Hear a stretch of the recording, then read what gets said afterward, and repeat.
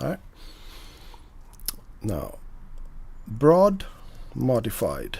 We also call it as BMM, or you can call it broad modified or modifier, whatever suits you.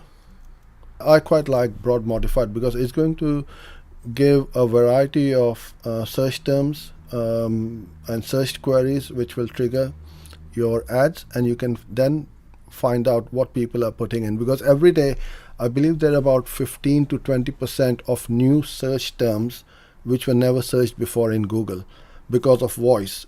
People are now talking into their devices and doing the search, so every time we talk and say something, we say it in a different way.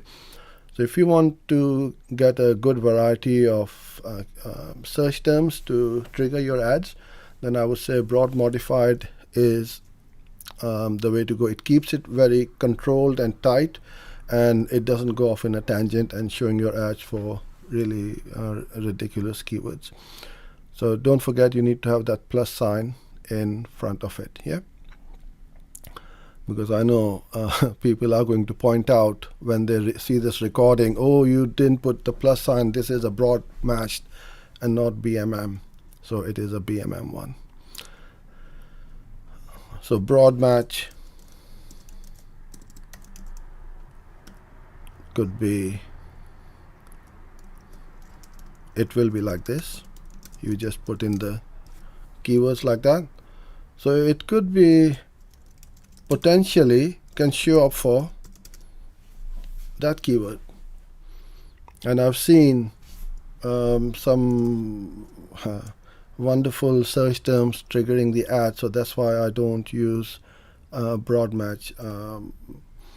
You could have accounts management or any kind of stuff, property, cleaning, and so on. So you don't want to use broad match unless you have got a very specific kind of campaign where you need to go after people who are looking for any kind of management. So broad I won't. I would never run unless we run on call ads. But when you do run with broad match keywords, then make sure that you have a really good set of keywords as negatives. And the best way to do that is to create a negative list in your account and apply it to all your campaigns. And all you do is every time you find new search terms which you want to put as negative keywords, put that in the account level negative keyword list, and it's going to apply to all your campaigns. So you don't need to go into each campaign every time and put that same negative keyword for each one of them. Put them at account level, unless you have got very specific structure of your campaigns where you are putting negative keywords at ad group level or campaign level.